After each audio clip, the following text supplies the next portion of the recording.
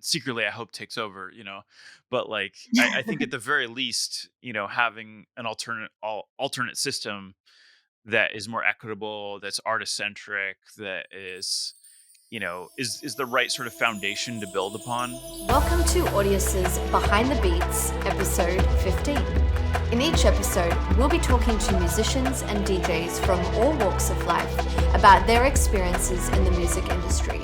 From up-and-coming artists to established industry veterans, we'll be exploring the diverse and fascinating stories of the people behind the music. On today's episode, we're joined by the Grammy-Award Winning recording artist and producer, RAC.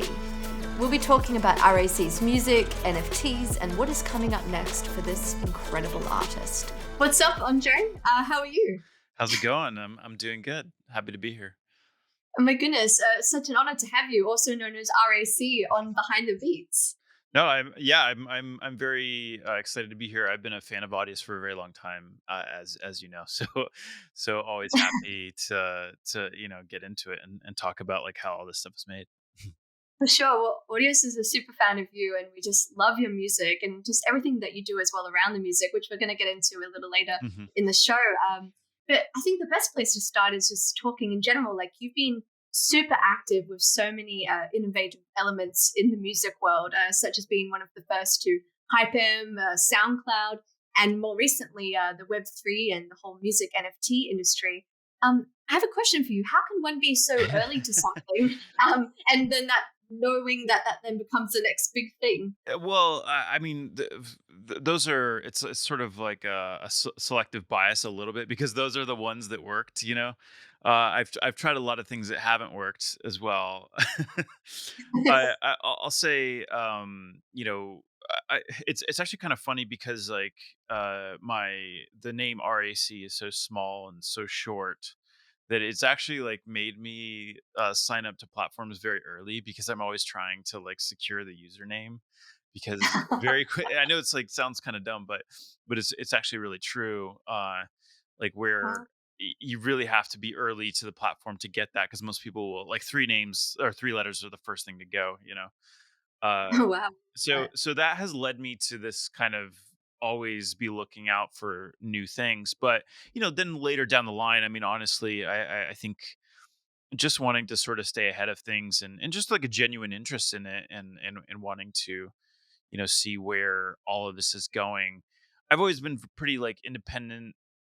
I've always this, like independent mindset of like wanting to control my own destiny and whatnot. And I think part of that has led me to pursue these kinds of things and maybe Mhm. ahead of time just in hopes that it, it all works out. But I'm really just trying to sort of learn from it and keep the presence out there. I think like there I see so many people in my field, especially like musicians have like a relatively like short shelf life. It's a little bit like sports in a way. You got like maybe 5 good years, when you're at the top of your game or whatever. So like I've always like tried to sort of stay ahead of things, like I don't know, just looking for different angles, looking for different constantly changing, constantly challenging yourself and whatnot. And I feel like that's served me well in the past. So it's been kind of a theme in my career, and never do the same thing for too long. Always try to be learning and whatnot. So I think that's why that's those are the things that kind of lead to That's amazing. And you're so humble, by the way. I just want to preface it like that because not only you talk about having a curious mindset, but it's one thing to have that and be an early adopter and actually be successful with a proven track record. And that's you.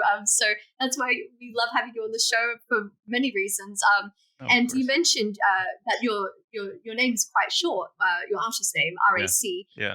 And as we know, it stands for Remixes Artist Collective. First of all, I'd love you to talk a little bit more about that, how you came up with the name for people that might not know. And then secondly, how do Web3 tools help you achieve the initial goals of collaboration and composability in music? Yeah, so the name is kind of interesting because it was something that I kind of fell into. So very long story short, I was basically in college and I was like looking for, I was in multiple bands, was like trying to make it in music and whatnot. A lot of failed bands that didn't pan out, and I was looking for my edge, or like trying to break into the music industry basically. And I decided to take it kind of practically. I was like, okay, well, I've done remixes in the past. Like, let me maybe there's a version of this where I can turn that into kind of like a product or like a service, that I could do for labels and artists and whatever.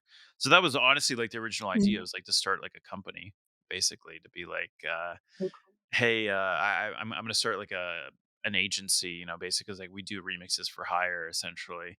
And originally it was a group. It was like me trying to bring in other people that you know, I had dabbled in some of the remix world, not professionally before that, but I'd done a few remixes online and things like that. So I brought in my friends and we were like, let's start this company, we'll get paid to do remixes, it was like that.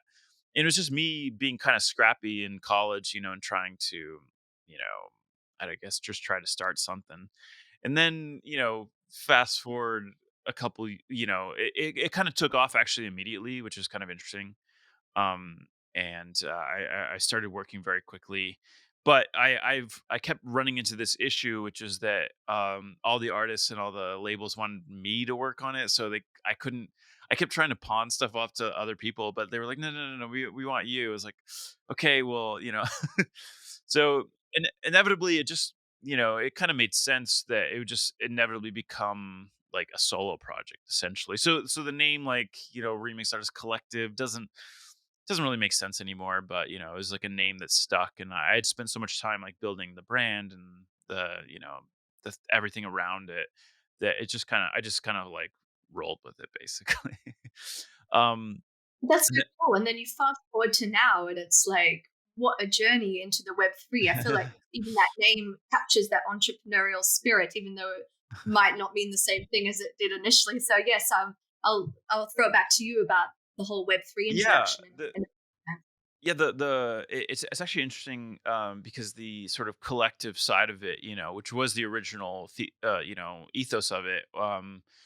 I kind of came back to it in a very roundabout way. Kind of came full circle, which even just creatively, just working with other artists, and it's always been a very collaborative project. Whether that's remixes or later on when I got into more like original work, collaborating with all these artists. It's been kind of cool because it's me, but it's not just me. It's like there's a lot of other people involved. And when it comes to like Web3, it was just a natural progression. I feel like I came up in the internet. It was like I started this whole thing in 2007, which was just the beginning of MySpace, SoundCloud, Hype Machine, things that you mentioned, like all of that. yeah. There's a clear trajectory, to now sort of just embracing Web3, and or like what we now call Web3, because at the time it was just this like niche, like bizarre Ethereum, crypto ecosystem that was a little more financially focused at first, but now I think has come around to be like much broader, which was really what I saw in it, and was where I was trying to focus on. It was like, how do we sort of recreate, let's call it like the plumbing of the music industry, and the the layers underneath, and the social graphs and constructs and all that, like how do we recreate that in a way that's more equitable to artists. So that's really what like kind of interested me in it. And but like I said, there's like kind of a clear path to that. Mhm. None of this happens in a vacuum. It's there was always a lot of Yes, there's things a that whole preceded it. Yeah, exactly. There's a culmination of factors, like you mentioned. So it's not just being an early adopter, but also having the vision to execute. And we'll talk about your Web3 initiatives later. But I'd like to talk about that point earlier about redesigning infrastructure, or offering alternate solutions. So if we talk about the traditional music industry, you were once signed to a major label. Yeah. What was that experience like for you? And how is that experience different from releasing independently and building up your community through NFTs and tokens? Yeah, it's so. it's I think I have the benefit of hindsight now, because I felt somewhat emotional about it at the time, and like, I think I can see things a little bit more clearly, especially at this phase, like having basically done every version of a release at this point. I think like this was 2011 when I started to have conversations with Universal and Interscope and all that, and in a way it was kind of validating because it was the first time that I really approached original work. I'd been doing remixes up until then, and I had built a name for myself doing that, but like nobody knew me as an original artist. They were like, just you're the remix guy, whatever. So I had a little bit of a chip on my shoulder. I wanted to prove myself. I wanted to do something. So I spent a few years working on this project, benefiting from all the relationships that I'd built in the past, all these people that I'd remixed. So I was like, hey, do you want to sing on a song? Do you want to be a part of this? And that kind of culminated in this album that I really did by myself. I think like, I basically handed it over on a platter to a major label, which, you know, let's say were eager to sort of dig their, teeth into it, but really there was nothing to do. Like, at least in terms of the creative, musical side of it, I mean, there's just nothing there. And I think like a lot of labels like to get pretty involved in their, artist career, and A&Rs, and like that's what they do.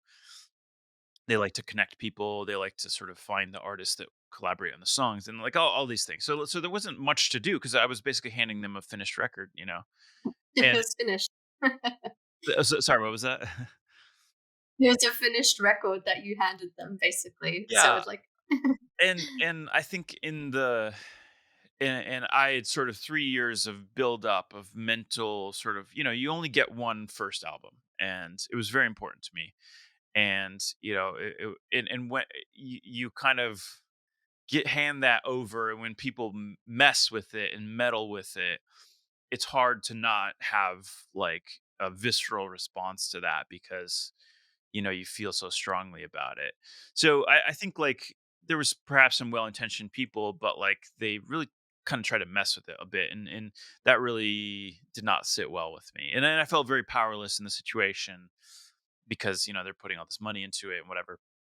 I think in hindsight I have sort of the benefit of just recognizing that, especially a major label is that in that side of the industry is just a machine. I mean, they churn out stuff. They're very good at marketing. They own all the marketing channels. They're very good at some things. Like, I've never had so many commercials in my life. Like Citibank, every clothing companies, like all these like you know Apple commercial, like all these. They have their ways of making that happen, and that's like something that I definitely recognized after, because I was like doing arguably I think more poppier music after, but like it had nothing to do with the music. It's really about who controls the channels. So, that's one thing that I think the major labels, have, kind of control over. So all that to say, like, so it was a very kind of mixed experience for me creatively speaking. um a little bit frustrating at times. Financially it's also a little bit let's say, they still own it, I'll put it that way. right. Very much Yeah. unrecouped. And later on with independent releases, have at this point in time fully recouped, fully paid for, have paid for themselves over and over. So it's just kind of a different financial dynamic. But then again, in hindsight, like I think like there's part of me that's kind of just happy it happened that way. I got that experience, got it out of the way, got to tour the world, got to do Mhm. everything, and Exactly. now I get to kind of just do my own thing, which I think I'm benefiting from that as well. So it's 100%. it's complex. It's not so, oh, we all hate major labels. It's like it's not that simple. I really appreciate what you're saying. It's like it's not simple. Yeah. It's complex, and I think everyone that's watching this really will appreciate you sharing your story. I think a lot of people will see themselves in that and resonate with that because the truth is, these systems are complex. Do you think it's that different though for artists today? I mean, you Oh have the yeah. benefit of hindsight and you've seen an industry change. How is it different? I think it's very different today, and that's why, like, sometimes people will ask me, it's like, well, what do I do in this situation? It's like, I don't know. I did what I thought was best at the time that I did it, and as you know, I mean, this shifts every, like, every year. It's a completely different game. Like, I remember when we released the first single. um we got iTunes Song of the Day, and that was the biggest deal. That was like, oh my god, that is the biggest deal. uh wow, incredible. And now it's like, I wouldn't even you wouldn't it's not even a thing. So it just goes to show that, like, things shift constantly. And so to answer your question, I think, like, releasing music now is a lot more independently. It's a lot easier to be an independent artist now. I think there's a lot more options. uh I still think the, let's call them, incumbents, the major labels, have a lot of power over the industry, but you do have a lot of tools and resources as an independent artist to reach your audience. And I think that's been, a trend that we've seen over the past, like, 10, 15 years, and which I really hoped would happen, and it is happening. Oh, maybe not as fast as I want, but, like, it is headed in that direction. So that's something that gives me, a lot of optimism, or I'm very optimistic about it. I'm very hopeful for it. I think, like, that's been a great thing to see. You know, like, a lot of, I mean, yes, okay, maybe an independent artist will rise first on SoundCloud or Audius or whatever, and then land them a major label deal, that which allows them to sort of get to, like, this sort of other level that maybe they wouldn't get there independently. But then I've also seen a lot of artists who get there independently. So it's like, there's no real right answer. It's kind of very career dependent, very goal dependent, financially dependent too. Like, if you want to make, I would argue, if you want a more consistent, slower, slower paced career, Yeah. independence the way to go. If you want to get a little bit of a boost in the fast lane, let's call it that. There's advantages to working with the system too. So I don't know. I feel like I'm not giving a clear answer, but it's kind of everything. There's a lot of ways to do it. I agree. I think you're giving the most honest answer, to be honest, because if you just said one way or the other, it's not a representation of the entire whole of what this industry really is. So I really appreciate what you've shared. I'm going to pivot now to Audius. What's the story? How did you first hear about us at Audius? We just love you. We know you're a total OG with the Audius fam. So Yeah, oh my god, like, it was like, so in 2017, that's when I got started to get involved in, well, what we would call crypto at the time. It was just just crypto. And from so I became obsessed with this idea, of sort of replacing, again, just for context, just gotten out of my major label deal, very frustrated. Now fully independent. I'm like, okay, what do we do? How do we fix this? How do we, like, create systems that could improve this? And it wasn't necessarily about, like, let's tear everything apart, but, like, mm, you kind of alluded to this earlier, is like an alternative, because an yeah, alternative keeps people honest. Because if there's only one system and you have to do that, that's a monopoly. We don't want that. That's not good for no, anybody. But if there's an alternative that at least is competitive and can offer better terms, whatever it is. I'm yes, speaking very vaguely, but that's kind of the general idea. If there's an mm, alternative that is competitive and that keeps mm, the other side honest, like, I think that's a mm, good thing. yes, So help. yeah, so that was where we were kind of leaning. I say we, like, everybody that was kind of involved in that space at the time, 2017. And I think it was in 2018 where Audius kind of comes out of nowhere. And at least the first version of it.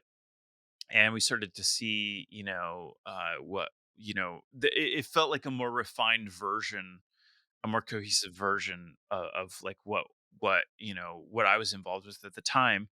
And I really appreciated one thing at the time. and this is so ahead of its time, which is that it's like the emphasis on user friendliness, which was still to this day is actually like really lacking in a lot of sort of, let's call it, crypto Web3. uh, there's there's sort of a ideology maximalism that prevents people sometimes from just making it easy, and and I think like Audius has been a great example, and is an often cited example by myself of like an application that perhaps if you use it, you might not even know that there's this underlying technology there. And that's Yes. a testament to the team and the developers for building that, because it's like Mm. it's sort of it's a nice middle ground of like ideology and decentralization and the things that are important, but it's still like functional and like still works, like it's still like you wouldn't even know it. You like it doesn't skip a beat. So um so that's I think what something to strive for. I think that's pretty cool. Yeah, it's what's awesome about Audius, amongst a myriad of things, is yeah how easy it is to use the UI. But like if people are not native, let's say in the blockchain or crypto space, like it's a nicer way to enter, I guess, and see how easy it is to use. So my next question is, why do you think blockchain and Web3 is important and worthwhile, while also partnering alongside the traditional music industry? As we're saying, we don't want a monopoly. Well, yeah, it's a little bit of kind of what I'm saying about like it's having an alternative that I mean secretly I hope takes over, but like I think at the very least having an alternate system that is more equitable, that's artist centric, that is the right sort of foundation to build upon, that's sort of modern and uh I don't think you can ever really get away from the, let's call it, the incumbent industry, because they technically own 80% of all music. So it's like, there's really no. I've hit my head against the wall many times trying to work with that, and I think like the right approach isn't to sort of like be like, okay, we're gonna replace all of you. No, it's more just like, here's a line in the sand. From here on, we're gonna do things this way. If you'd like to join us, come join us, and you're welcome to. But like, we're gonna do things our way. Kind of that's kind of how I've thought about it. Mm, Um, mm. there it's a very entrenched, very uh it's a very bloated kind of system, Yeah, and it's very hard to work with that and sort of innovate. sure.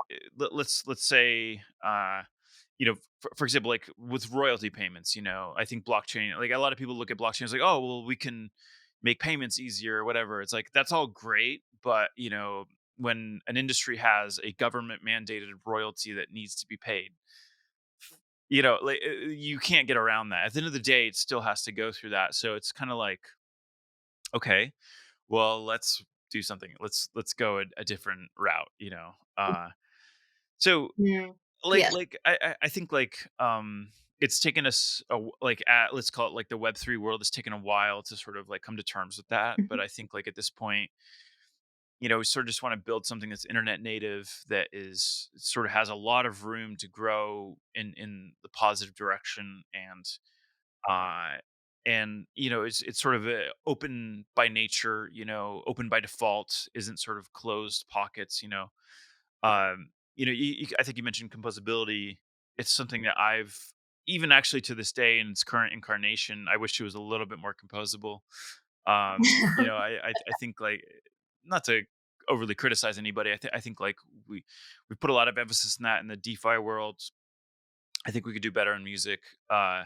You know, it's a shared ecosystem, and I think we should start thinking about it that way. So, that's my hope for all of this, and you know, I think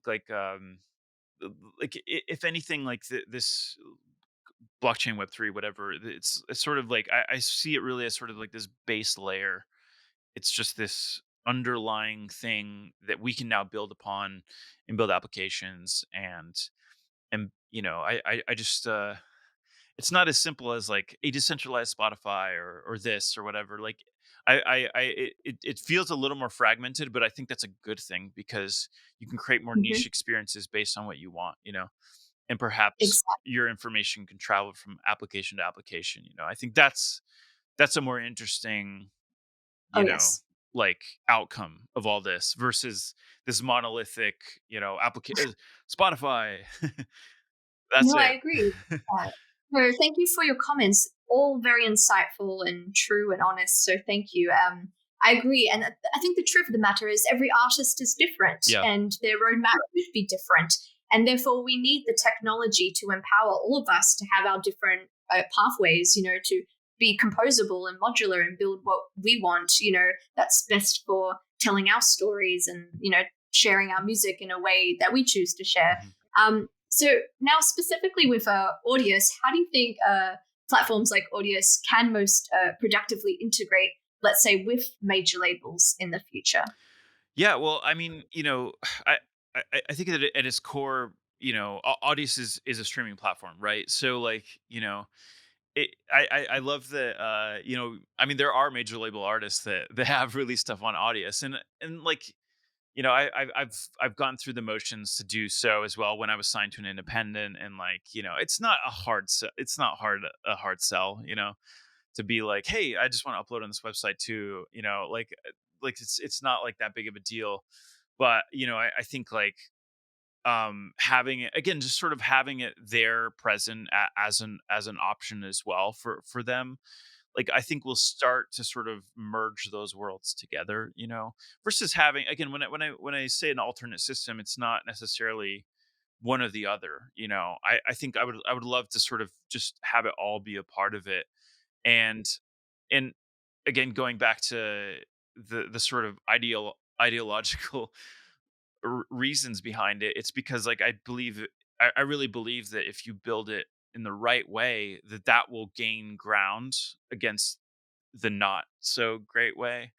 And so Mm, that's kind of what I mean is like I feel like they should be on par, or like on the same level and treated the same way, so I feel like if you release yes. something on Spotify, release it on Audius too, start to connect those two, and you might get some more interesting features out of Audius, or you might start to build an audience somewhere else that you perhaps weren't expecting.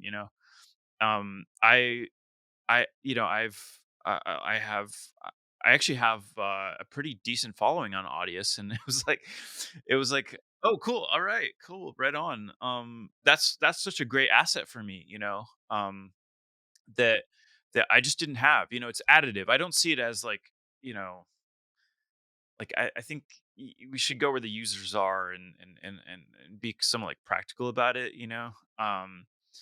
But like I don't see why a major label artist wouldn't want to. You know what I mean? It's like it's not taking away from anything.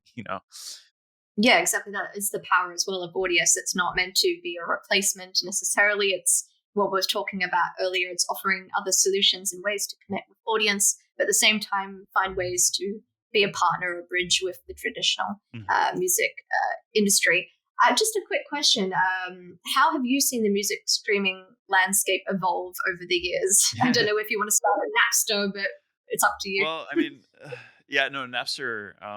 I actually draw. To me, there's a clear line from like Napster to LimeWire to BitTorrent, fully decentralized, to Bitcoin to Ethereum. Like, there's a clear line to me there. So I actually think these industries are a lot more intertwined than people give it credit.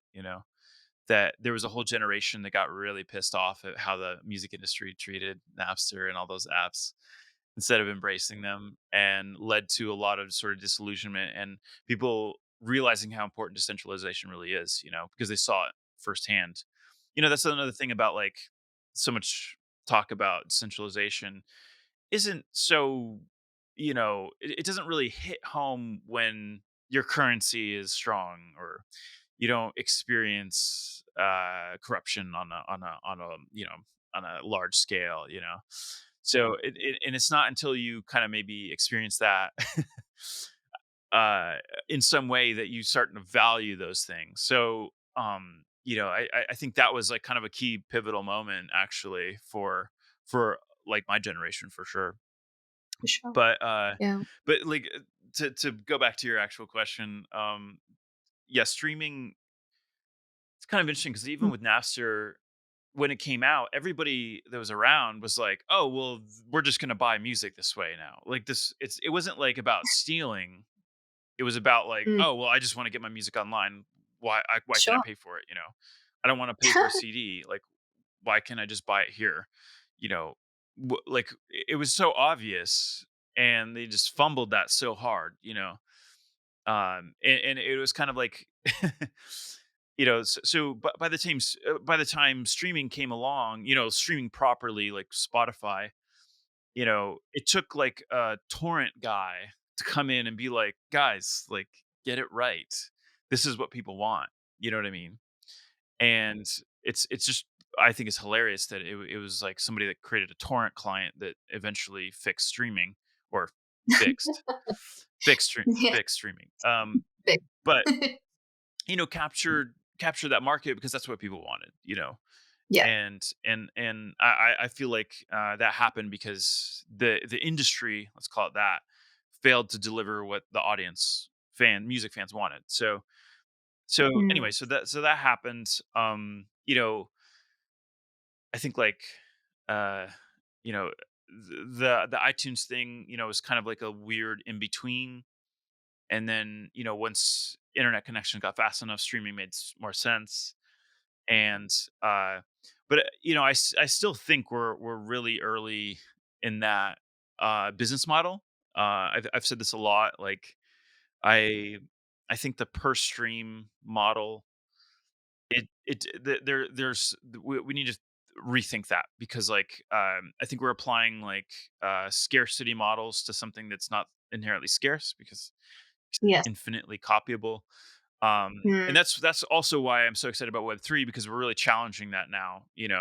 It's like perhaps some things are artificially scarce as collectibles, but are freely Mm. digestible by all. Mm. So anyway, Mm. lots of competing ideas, and I'm not going to sit here and say that we've figured it out completely, but I love Mm. the Mm. fact that we're actually able to even discuss them and try things. So Mm. I would say Spotify at this point in time, I think, is being propped up by the fact that they're a public company, and they Sure. haven't made any profit, and they're basically beholden to the rights holders, which in this case are the major labels primarily. But Mhm. Mhm. Yes. they never owned the thing that they're doing, and that's Mm. examples, like that's why Netflix creates content their own.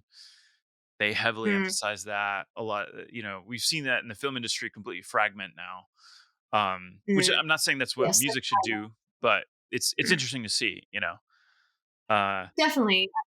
Yes, thank you for sharing like that overview. I think people could go into so much depth studying each one of these yeah, platforms and how one like usurp the other and where it leads to today. But I'd love to pivot to now your creative agency yeah. Six, because it's relevant to what you're saying about business models and Web3, and how it helps artists navigate the space. What were some highlights for you with your agency? So yeah, okay. So this was a in what year was it? 2021. Yeah, where basically, a few of us had sort of been experimenting with NFTs, and this was really starting to bubble up. Mm. And there was sort of this like kind of pivotal moment where, um like, I had a few bigger, like kind of releases, like visual art releases that I collaborated with, Mm. like 3D artists and whatnot.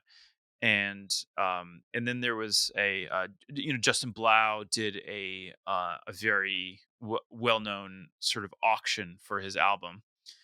Mm. And Mm. it made, happened over a What, weekend. It made, 12 yeah, twelve million dollars.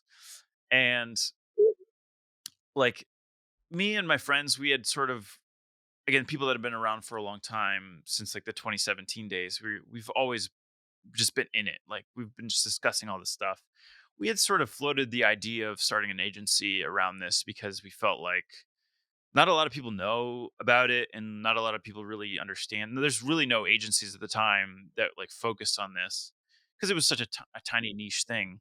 And we're like, I mean, we're literally the best equipped people right now within this hyper niche of music and Web3. So let's start something, to sort of.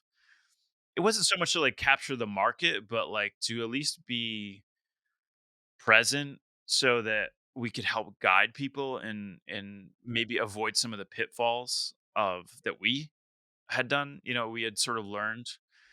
And so you don't embarrass yourself, and so you at least understand what you're doing, and we're just trying to be helpful in a way. um and that just took off. That took off in the most insane way. By the way, so I have a we question for you. I have a question for you. Do you have time to sleep with all these amazing initiatives? Uh, so that period of time, so this happened on I think a Saturday night. I think was, or no, Mm, no, it was happening on I think it happened on a Sunday, the auction, blouse auction, and I mm, knew we all actually turned to each other and we're like, I think we just need to go for it. Like, put up a website, pick a name, put it up, because mm, tomorrow, every on Monday morning, every single intern is writing like a 3-page memo on like what the hell just happened. How mm. did this person make $12 million in one day? You know what I mean? Like that. Yeah.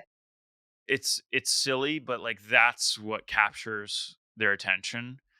And I know that there's going to be a flood of people doing really low quality stuff that's not going to help this ecosystem. So it was like a little bit of an attempt to sort of be like, "Hey guys, we'll show you what to do if you, or at least attempt to, maybe let's help shape some of your ideas into something interesting and creative, and not just put up a bunch of auctions to make a bunch of money."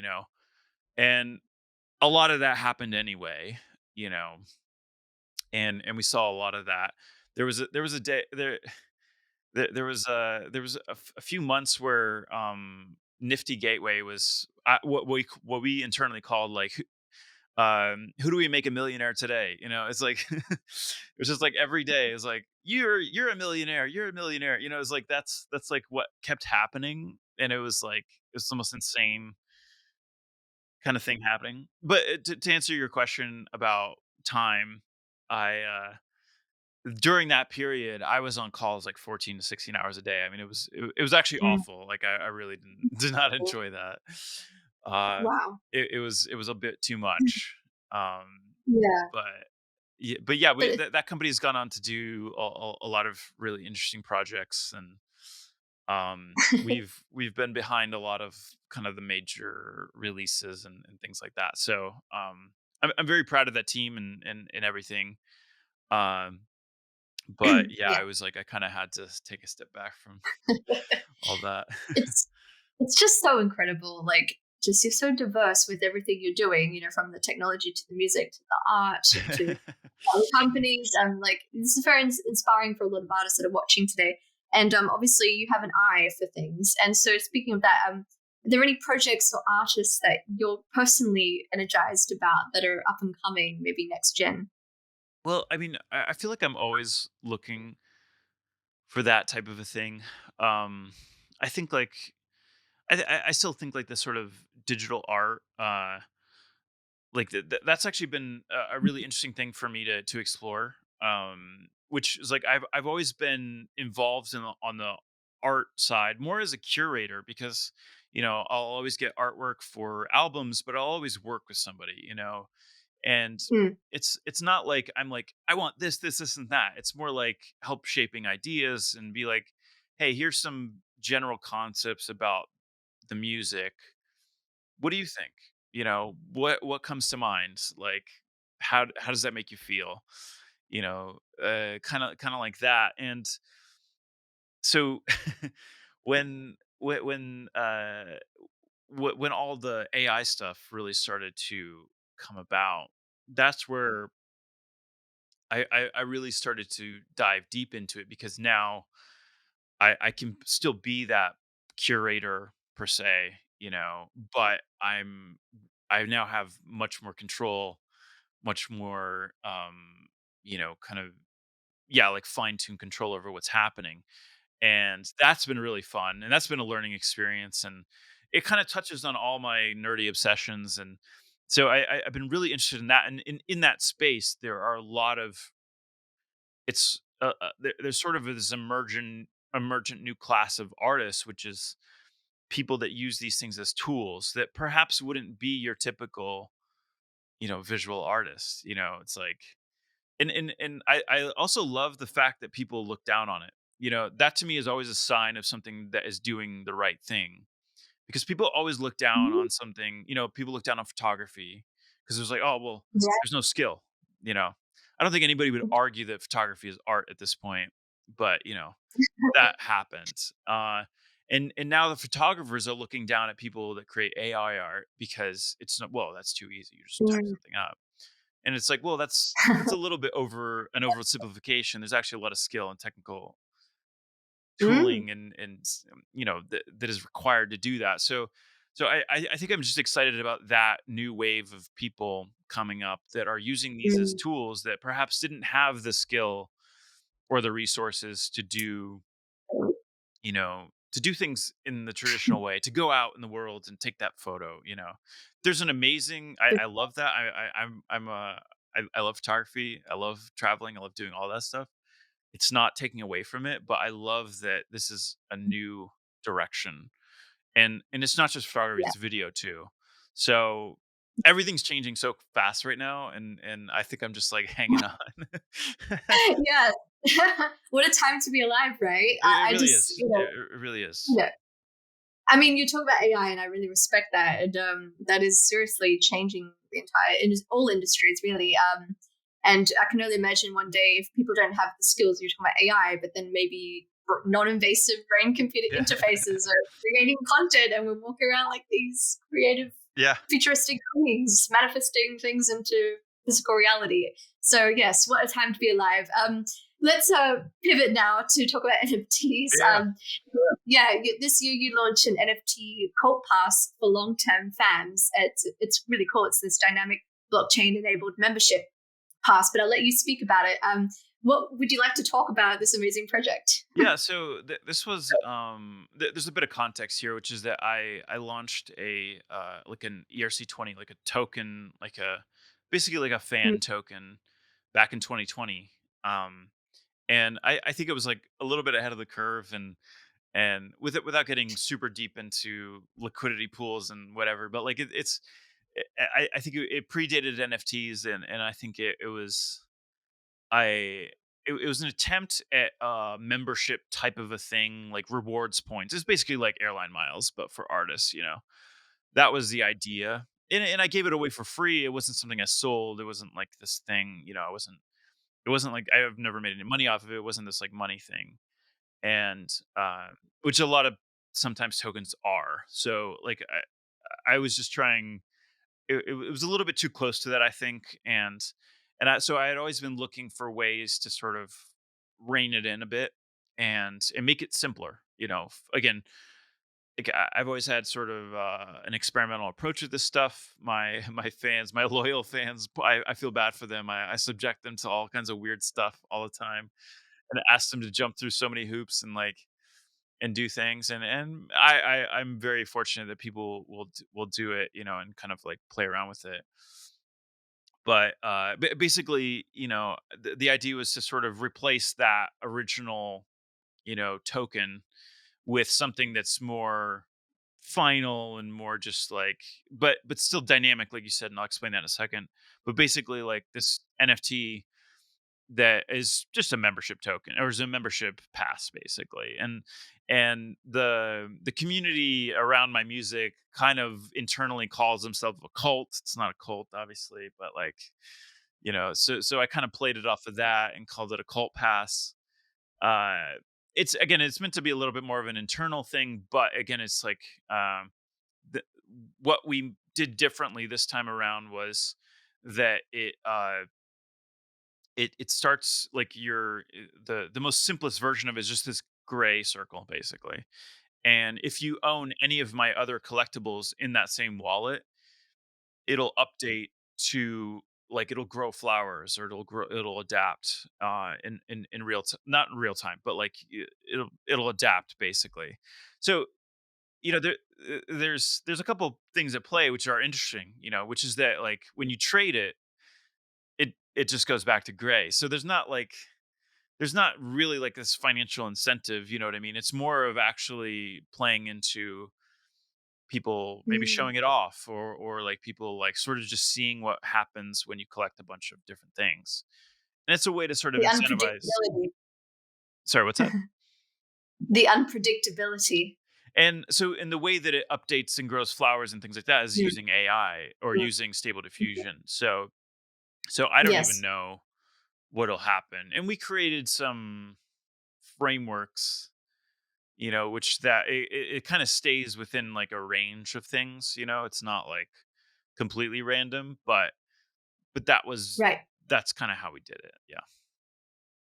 That's so cool and innovative. I don't think many people think like this. Like, you're really like It's a little bit under the yeah, radar, but it's fine. It's like yeah. I like to do it that way.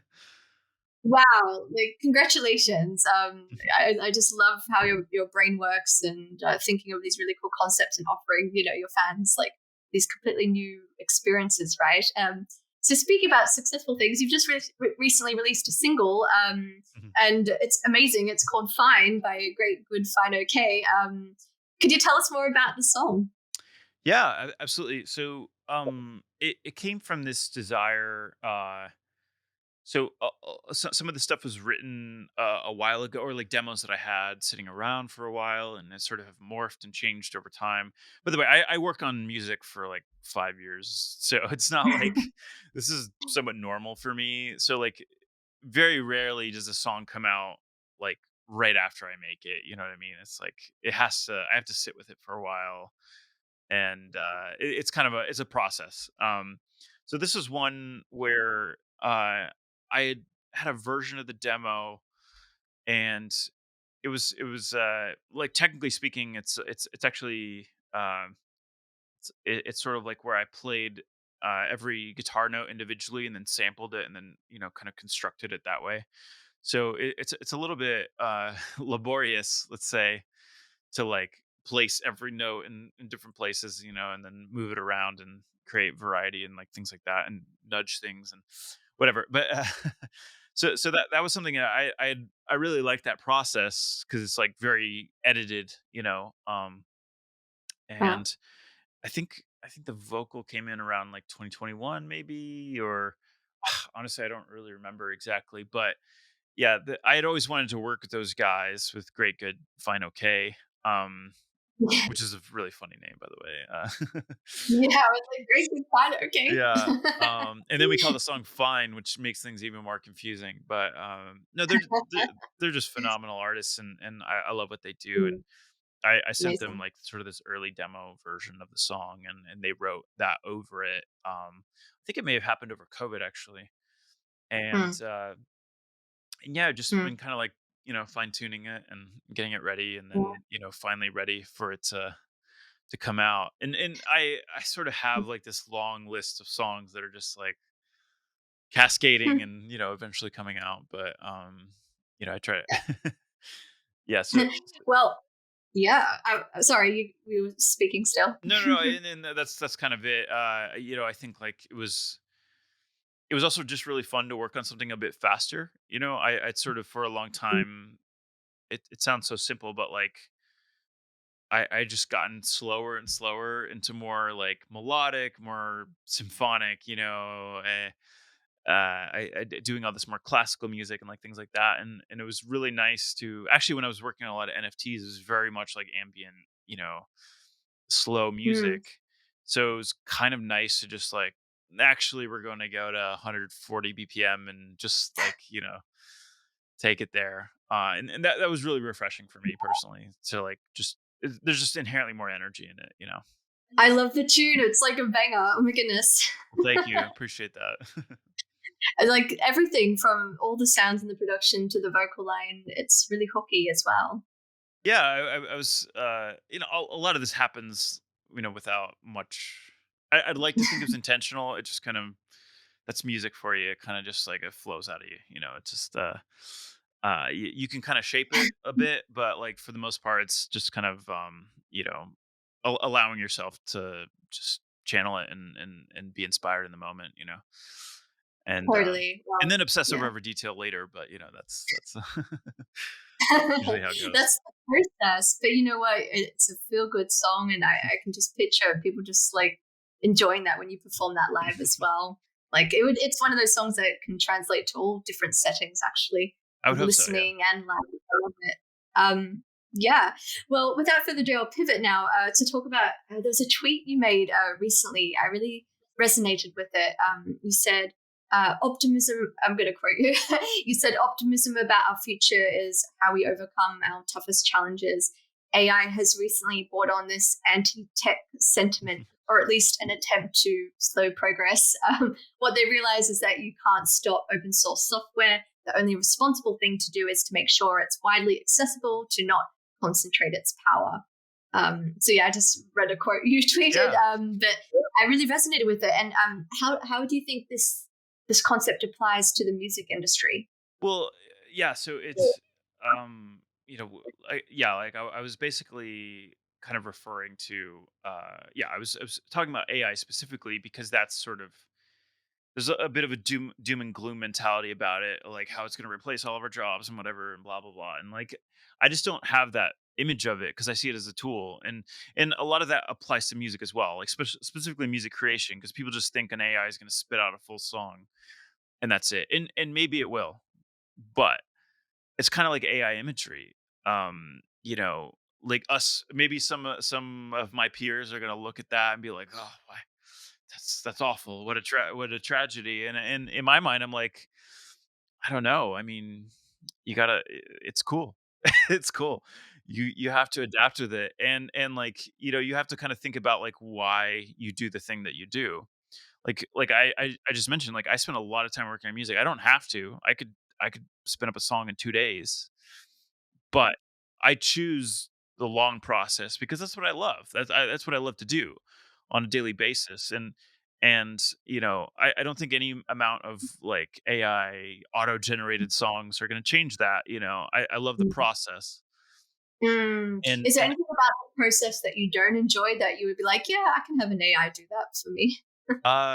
vocals actually, which is super interesting right now. 'Cause I love songwriters and vocalists, but I don't like the process of recording vocals because Mm. it's, uh it's a pain. I mean, it's just like it takes forever. Yeah, and the comping. And yeah, all the comping, all the harmonies and, like, all this stuff, and Yeah. I'm just like, I don't know. I like to be kind of I don't like to dwell too much on something. But uh, to go back what I was saying about like sort of open source and Mm, making sure it's accessible, I think the the doom and gloom that I have is if it's concentrated in like one company and only one company has that. Like I think mm, that's not an ideal outcome. I don't think anybody wants that. I think yes. the ideal outcome for me is that everybody has access to these tools, within reason, and is able to create and be creative with these tools. And it's kind of just like an automatic level playing field. And if the old guard feels threatened by that, they probably should, because it's like, that's life.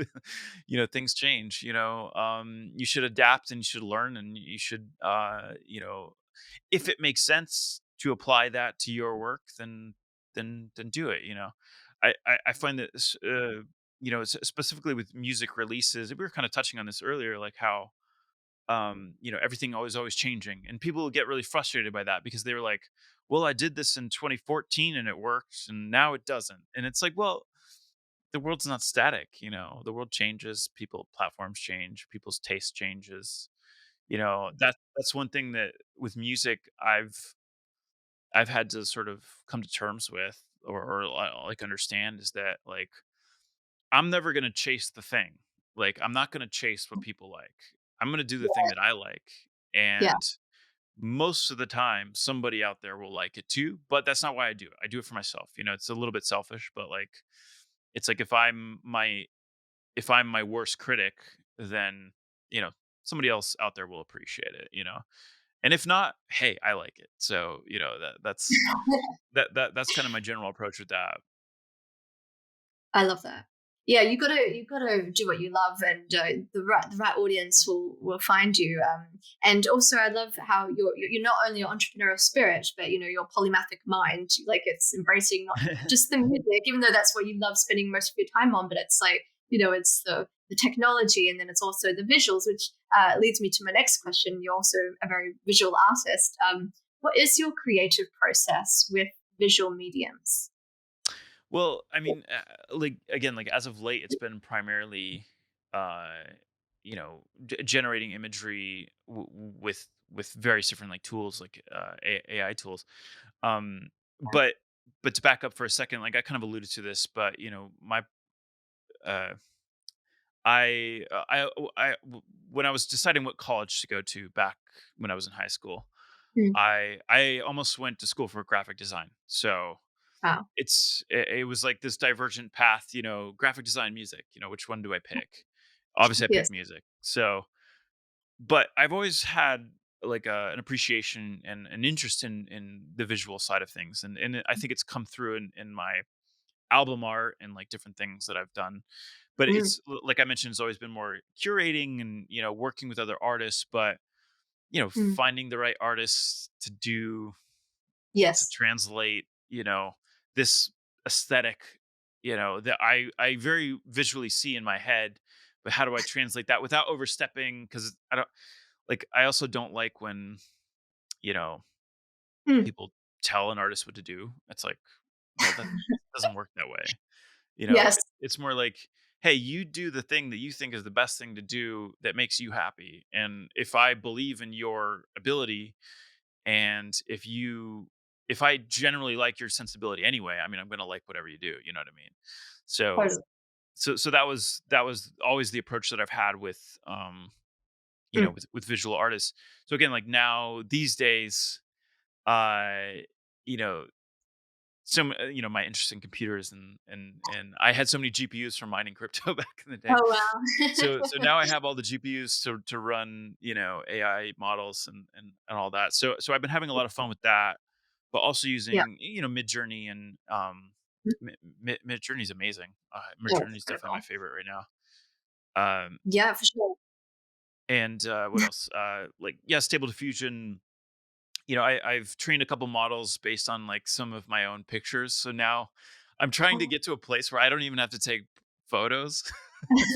I can just create, whatever setting I want with my face. I mean, it's within Wow. reason. Actually, yeah, I So saw that on your Twitter as well. But so obviously you enjoy the process of the music, but you don't mind the immediacy of the art side of things. I love that. it's fun. It's low stakes for me. It's just like, Yeah. it's something I'm enjoying doing. And, it's, also, the other thing, I just had a baby, so she's 7 months old, and, like, now's, like, I just don't have that much time to sit in the studio for hours on end, so there's something about the immediacy of that scratches a creative itch as well, so if Amazing, that and makes sense. congratulations as Thank you. well. It's incredible, just so talented and diverse. I love it. So I want to talk about the visuals on your music video for Ether. Also Yeah. super creative. What was that specific process like for the visuals? So this was actually a little bit more on Amanda's side. So Amanda MNDR, Mm. it was a little bit more on her side where she had this very specific idea for something that was like, it's hard to describe, but it's like it's a mix of pop but like horror as well. So like what's something that's like kind of like kind of messed up, but also still very bright, and I felt like that is a kind of mirrored the aesthetic of the song, which was like very poppy, I think, very commercial, but also kind of dark. And so that's a fine line, and it's tricky to get that right. So I think like we just wanted the imagery to sort of mirror that. So Sure. they did like this whole like green screen goo, and like it's like falling everywhere. It's kind of gross, but and Wow. Well, I just love how you collaborate as well with artists, and it shows like storytelling as well with your music, and it's really incredible. And I just want to now pivot again to streaming on platforms such as Twitch. Like, how do the fans respond when you stream live? And what do you love the most about live streaming? Do you think non-gaming streaming is like in it for the long haul? Or Yeah, so the context of which I started streaming was because, well, COVID. So I announced a tour on March 11th, 2020. So this was the day the world shut down, basically. So even when I announced it, I'm like, guys, I have to announce this, but it's probably not happening. So like, don't buy tickets, like kind of weird, but at the time we didn't know if it was going to be 2 weeks or not. You know what I mean? It was a very bizarre time.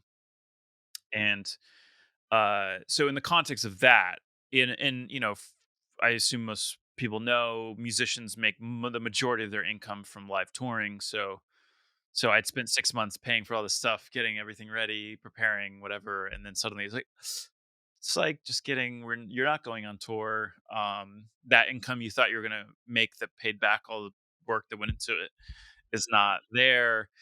What do you do? And I I've always loved gaming, and I was very well aware of Twitch, and I would watch streams from time to time, and I loved sort of the engagement side of it.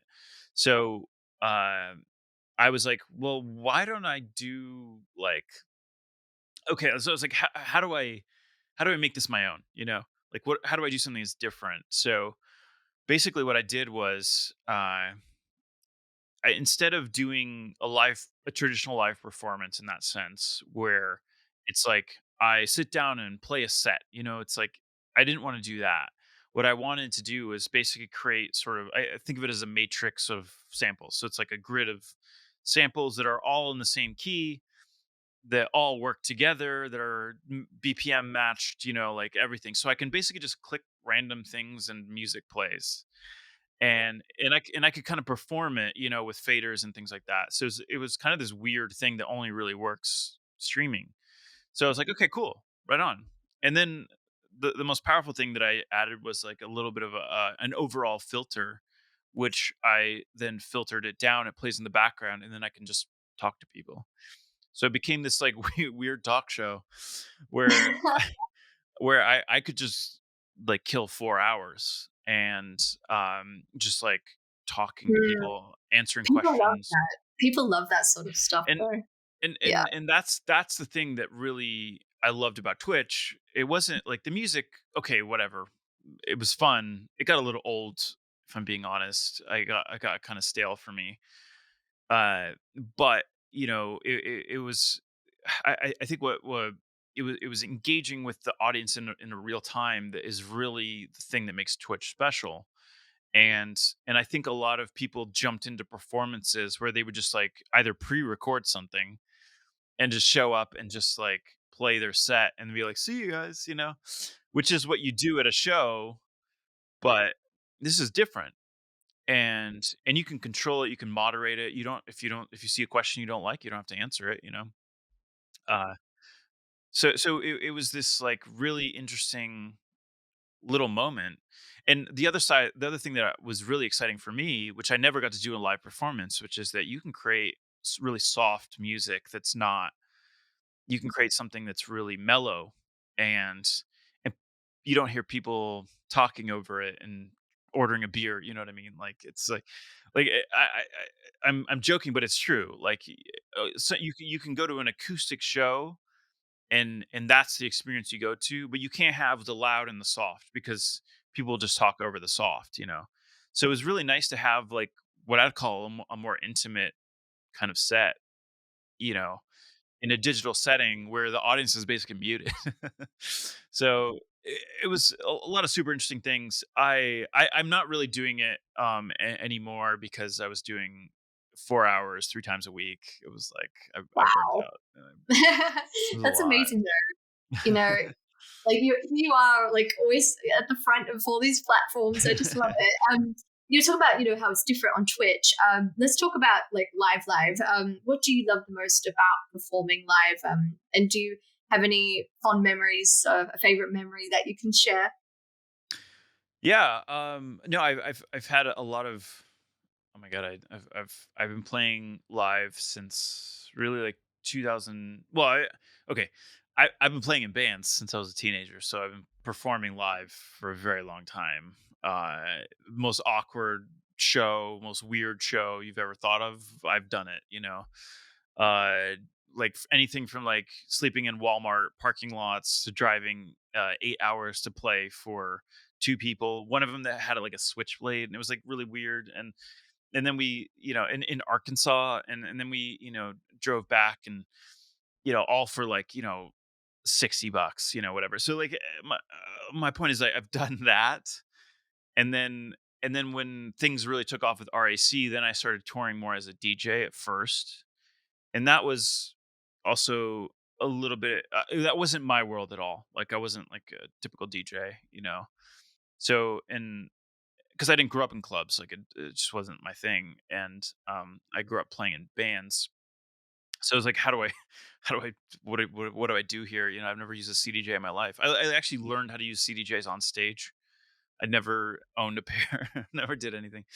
But I would do this like weird Ableton thing, and then that got cumbersome because nobody wants you to do setup. They just want you to get on the CDJs.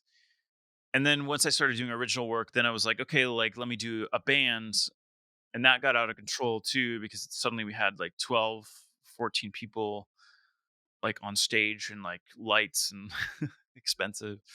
Yeah. And then I was like, oh, well, I'll go back to DJing. And then I was like, that was fun. But like, I don't know. Then all this to say, like, I do really enjoy, live performance, but it's like I have to keep switching it up to keep it interesting because the, the travel aspect of it is it definitely weighs on you, especially after a long time. So so it has to be worth it, like it Yeah, it's has gonna to be be fun. like it has to be Yeah. fun.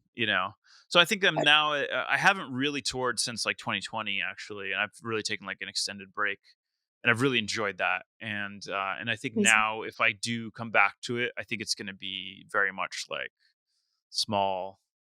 It has to be Yeah. fun. It has to be fun. Like it's not. I think Yeah. the days of doing these like big massive tours or anything like that, I just don't have, unless it's like really interesting. I just don't know. Like for example, like I'll look at like a Madeon, and I'm so in awe of what he's done with his Incredible tour. show. Yeah. It's amazing. It's incredible. And but then I look at, I was like, my competitive side was like, I kind of want to do not the same thing, but like want to do something of that scale. But then I'm like, that's like 2 years of work. I don't know. Am I really that motivated by that? I don't know. So I don't know. It's always in the back of my mind. I'll come back to it if I at some point. That's amazing. But Well, we look forward to seeing, yeah, your next iterations of the shows, and it's great that you've had so many different experiences, which makes you such a holistic artist, and the will to always change it up. It makes fans super excited.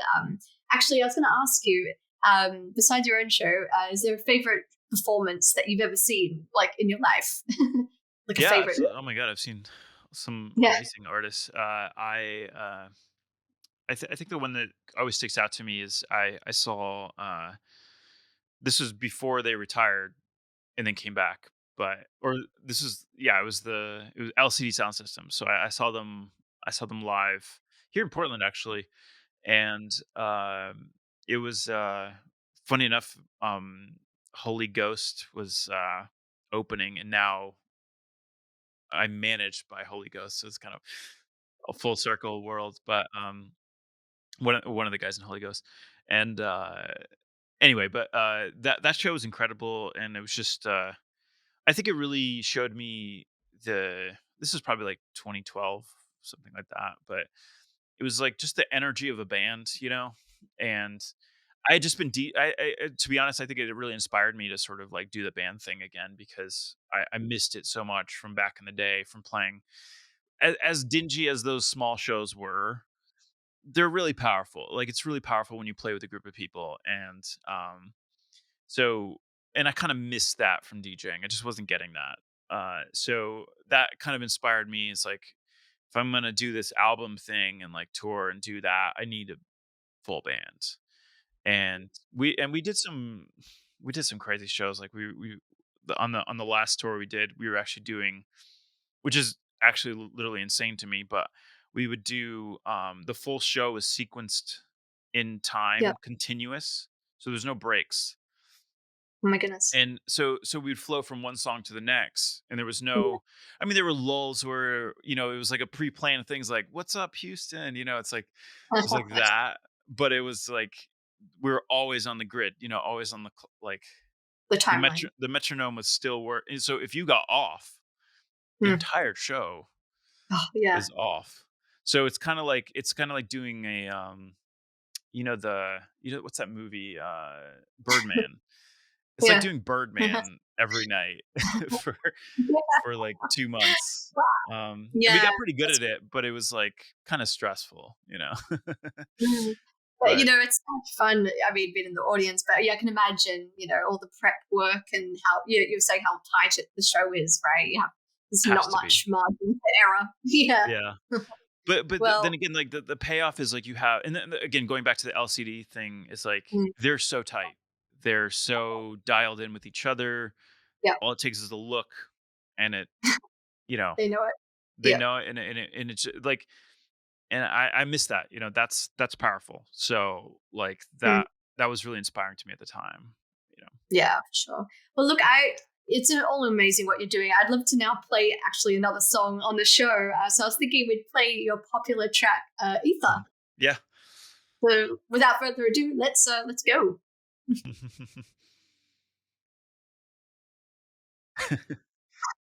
Yeah.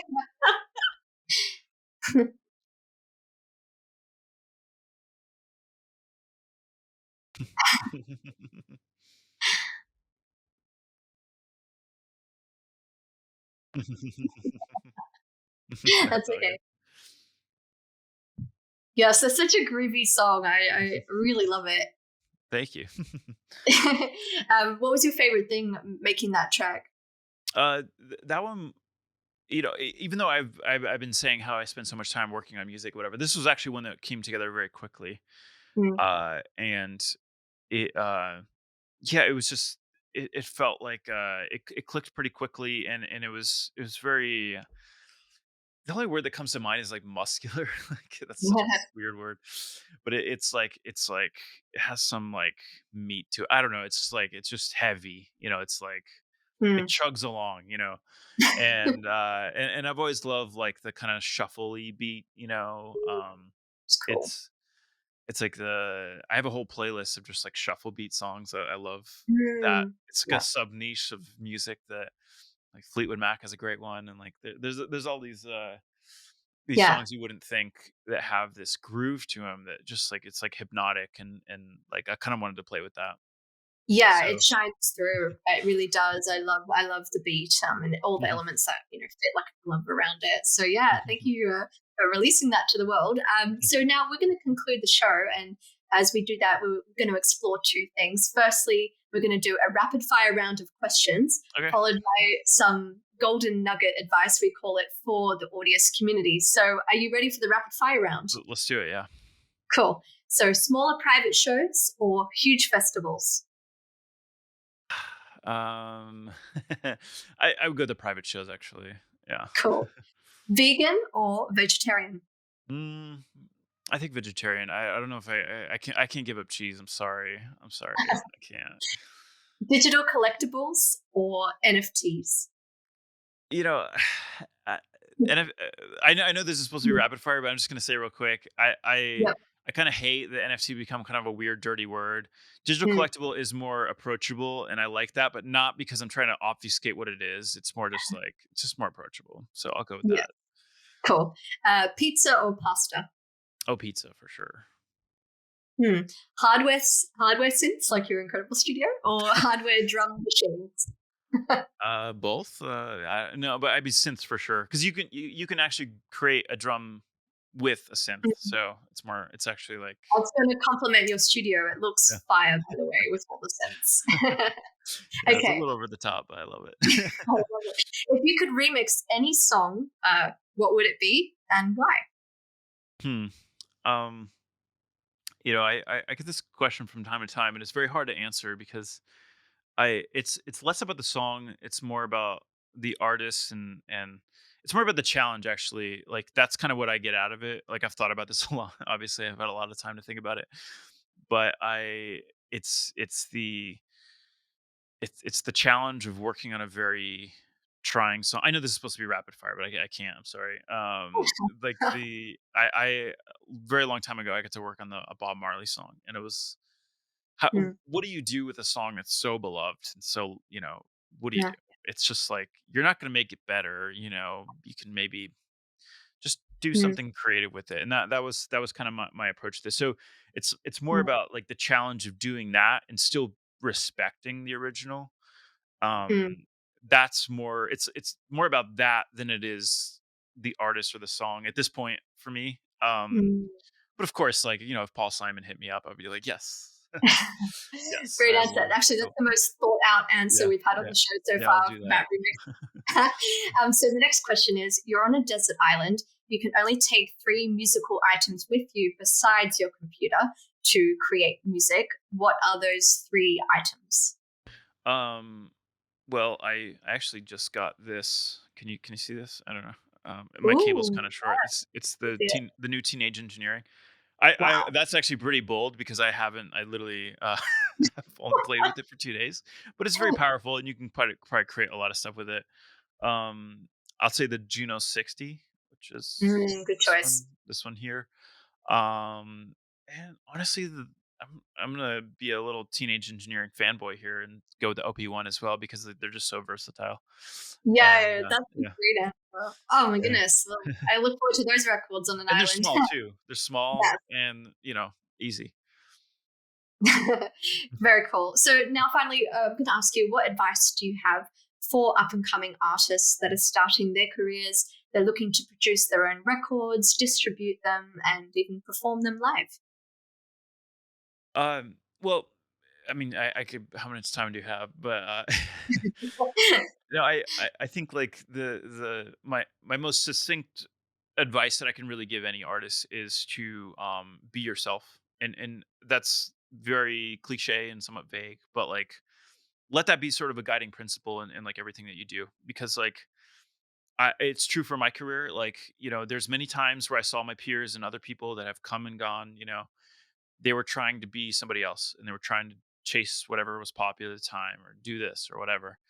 And it's okay to be inspired by the things, but like, you know, I always ask yourself, like, do I love this? Is this true to who I am? Think about it that way. And that will kind of guide you through a lot of other things. And even when it comes to releasing music, or promoting music, if it's not part of who you are to do a TikTok dance, then don't do a TikTok dance. That like do something that's interesting to you. You don't have to fake it. People can tell. People have a pretty good like bullshit like radar. And if you ever come across inauthentic or not real, like people see right through that. So I always found it's way easier just to be who you are, make the music that you care about, because then you're not worried about if somebody else likes it. You just, do you like it? Okay, cool, right on. And if and be authentic, and how you talk about it and how you release it, and that is a long path. That is not an immediate path, and there's very real risk that it won't work. But if it does, I think you'll have a real chance at a long time career, because it's very competitive. It's a very competitive industry, and you have to kind of accept that too. But again, like even if things don't work out, you should be proud of your work, and that should come from within. So that's kind of it. That I could go into a lot of Mhm. specific examples, but that's like if that's sort of the overarching feel and approach you take, I think it'll work out. Very wise and inspiring to all of us here. So thank you Of so much, Andre RAC, for joining us. course. Thank you for having me. Oh my god, yeah. That's a wrap for Audius Behind the Beats. We'll We'll be dropping the social handles and links for RAC in the comments and description. Until next time, keep vibing, keep thriving, and keep creating. Thanks for tuning in, and we'll see you in the next one. Behind the Beats is a production of Audius Music. This episode was hosted by me, Sam McFly, with editing by Julian Blythe and production assistance from Sierra Graves. Our executive producers are Julian Baker and Michael Cullen. Theme music by Caption.